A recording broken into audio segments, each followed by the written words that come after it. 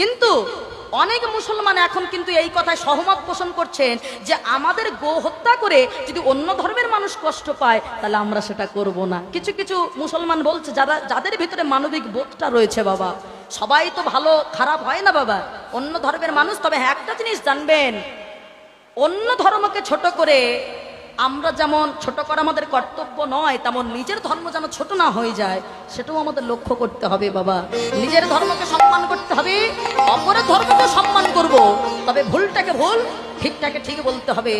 আজকে আমেরিকা থেকে যারা বিদেশি, নবদ্বীপের মাটিতে যারা হরে কৃষ্ণ বলতে পারে না, তারা বলছে হরে কৃষ্ণা। তারা বলল নবদ্বীপে গিয়ে দেখবেন সেখানে গরুকে কত সুন্দর, গোমাতাকে সুন্দর করে সেবা দেওয়া হচ্ছে, যত্ন করা হচ্ছে, সেই দুগ্ধ নিয়ে কত মানুষের সেবার কাজে লাগছে, কত ভক্তের প্রাণ রক্ষা করছে। আর আমরা হিন্দু হয়ে যদি আমাদের এই বিষয়টাকে না বুঝি তাহলে অপরাধ হচ্ছে না মা?